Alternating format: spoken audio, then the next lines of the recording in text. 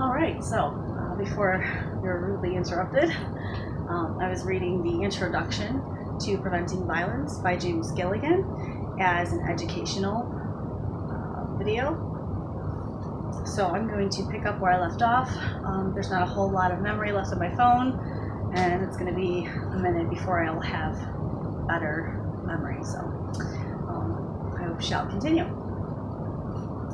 There were times in the courtrooms and prisons in which I did my work when I felt as though I had somehow been transported by mistake back into the Middle Ages, when people still thought that evil, like its mythical embodiment and namesake, the devil, was an objective thing that actually existed independently of our subjective feelings and thoughts, rather than a word we all too often use to rationalize, justify, and conceal from ourselves and others our own violence toward those we hate and wish to punish.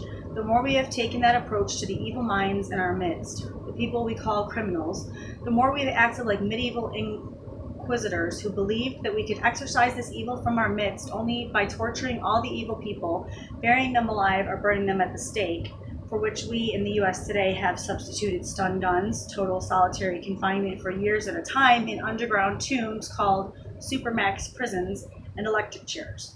All this so that we could call ourselves compassionate executioners rather than recognizing how close we are to engaging in our own version of the dungeon, torture chamber, and auto da fe of times past. Once we've labeled someone as evil, there is often no limit to the cruelty and violence we can feel justified in administering to him, including the forms of torture and human sacrifice to which I have just referred, all of which are increasingly widely mandated by American legislatures, enforced by American courts, and practiced in American prisons toward men, women, and increasingly children and the retarded, all in the name of morality, law, and justice. Because of its continuing and even increasing use of prolonged total solitary confinement, stun guns, and capital punishment, the U.S. criminal justice system was condemned in May 2000 by the United Nations Committee Against Torture and has many times been found in violation of the UN's minimum standards for the treatment of prisoners. Ironically, the criminals I see evaluate and justify their own violence, the torture and hostage-taking and human sacrifices they commit, by means of exactly the same kinds of moral value judgments that our legal system uses. The bitch deserved it, or the son of a bitch deserved it. For a quarter of a century, from 1967 through 1992, I worked in the Massachusetts prisons, first as a psychotherapist as part of my training in psychiatry, then as medical director of the prison mental hospital for the criminally insane, and finally as director of mental health services for the prison system as a whole. During the 1970s, I directed a team of mental health professionals from a teaching hospital of the Harvard Medical School, where I was director of the Institute of Law and Psychiatry in providing psychiatric evaluations and treatment at the prison mental hospital. During that same time, the Massachusetts prisons, in which we had no presence, were a virtual war zone. In the 600-man maximum security prison, or maximum insecurity prison as we called it, in addition to riots, there were periods in which there was an average of a murder a month and a suicide every 6 weeks. The decade as a whole ended with a total of more than 100 violent deaths at that one prison alone. And throughout all the prisons, there was an epidemic of homicides, suicides, riots, arson, gang rapes, hostage-taking, and self-mutilation, prisoners gouging their eyes out, cutting off their genitals, pulling out their toenails, swallowing razor blades, in which prisoners, prison staff, and visitors were being killed or grievously injured. In response to those conditions, lawyers representing inmates who had been injured or killed sued the state prison authorities in federal court. The investigation that followed determined that much of this violence was precipitated by untreated, undiagnosed mental illness, much of which was itself precipitated or at least exacerbated by conditions within the prisons, the sensory deprivation and social isolation produced by prolonged solitary confinement, the pervasive atmosphere of terror and overwhelming stress leading to post-traumatic symptoms and syndromes, and a great deal of pre-existing chronic mental illness that had simply never been diagnosed or treated. Many of those who committed homicide and or suicide had been actively hallucinating, delusional, or showing other symptoms of psychosis at the time of their violence. But it would hardly be an exaggeration to say that in such a violent environment, the prisoners would almost have to be paranoid in order to be in touch with reality. They really did have enemies and they really were in danger. In fact, if one were trying to design a system for deliberately making people paranoid and violent, one could hardly have come up with a more successful model. Because of the self-fulfilling nature of persecutory delusions, the person who believes he is surrounded by enemies, behaving in such a hostile, aggressive way that others see him as their enemy and respond in kind. The whole situation became a vicious circle. Violence leading to paranoia, leading to more violence. A familiar scenario for anyone who follows international relations and world politics, which is one reason why lessons learned in this microcosm may be relevant on a macrocosmic scale. The outcome of the class action suit was a consent decree in which the Department of Correction asked us to expand our provision of psychiatric services from the mental hospital to the entire prison system, and I became responsible for directing this program. Because of that complicated history, our mandate included not only the treatment of mental illness, but in effect, the prevention of violence. And our patients became not only the individuals whom we evaluated and treated, but the prison system itself. That is, the whole project became an exercise not just in clinical, but also in social, community, and preventative psychiatry, aimed at healing the pathology at the heart of the criminal justice system itself. I directed the program for 10 years, setting up a system of psychiatric emergency rooms and mental health clinics in each prison, and staffing them with members of the medical school faculty who were available in person or on call around the clock to provide crisis interventions, protective custody, suicide precautions, psychotherapy, psychopharmacology, transfers of prisoners to and from the prison mental hospital, and constant consultations to and training of the correctional staff. What were the results? We found that it is possible to prevent violence virtually anywhere, even the most violent of environments, if you want to badly enough and are willing to devote sufficient time and effort to the task. During the first 5 years of our program, while we were still recruiting and training staff to work in this unique environment and learning from our own mistakes, there were no riots at any prison, though there were 2 serious hostage-taking incidents, both of which we were able to resolve without any deaths.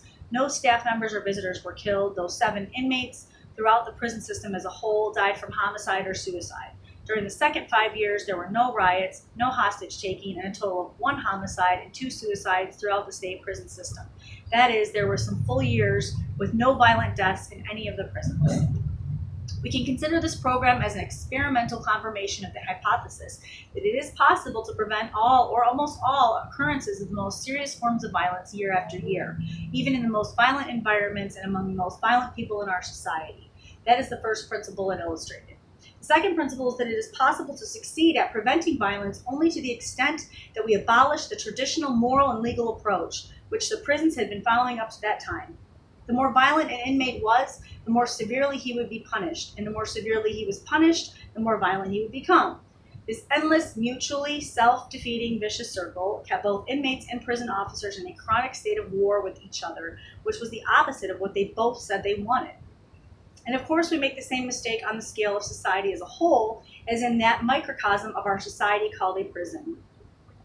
The more violent people are in the community, the more severely we punish them, even killing some of them as an example to the others, and the more severely we punish them, the more violent they become, since they have learned to follow our own violent example. In place of moral condemnation and punishment, we attempted to learn how to understand why the prisoners and officers were behaving as they were, and to use that as the basis for all our interventions. Over time, we evolved several basic principles that governed our interactions with them, the most important of which I have summarized in Chapter 7. The second reason that the traditional moral and legal approach to violence actually stimulates violence rather than preventing it is because it is based on one huge mistake, namely an unquestioned assumption, which is not merely a factual error, but actually reverses the truth. The criminal justice system and all other institutions in our society, to the extent that they are based on moral ways of thinking, have not recognized or been capable of recognizing that this assumption is mistaken because it cannot be examined, criticized, or tested as long as one is thinking in moral terms, for it is not a moral assumption. Rather, it is an empirical assumption, namely the assumption that punishing those who commit violent acts will deter them and others from committing such acts in the future. In other words, the assumption that punishment, the deliberate infliction of pain, prevents violence. As long as we restrict ourselves to thinking in the traditional terms about punishment as a response to crime and violence, including war crimes, we find that the only kinds of questions we can ask are those that employ moral categories rather than empirical ones, such as, did the person deserve that punishment, or was it a just punishment? However, when one tests against empirical data, the assumption that punishment will prevent violence, by examining how people who are punished actually behave, one finds that far from preventing violence, punishment is the most powerful stimulus to violent behavior that we have yet discovered. I'm going to repeat that because it's really, really, really important. Punishment is the most powerful stimulus to violent behavior that we have yet discovered. And he adds, as I will document in Chapter 7, and as I have discussed in more detail in my article, Punishment and Violence 2000, and I encourage you to read all these papers. James Gilligan is now deceased, but his work is still available, and that is the beauty of the written word and recordings. Punishment does not prevent violence, it causes it, in addition to being a form of it. So it is not surprising that the moral and legal approach to violence has been followed by 4 millennia of constantly increasing levels of violence. Violence is a public health problem.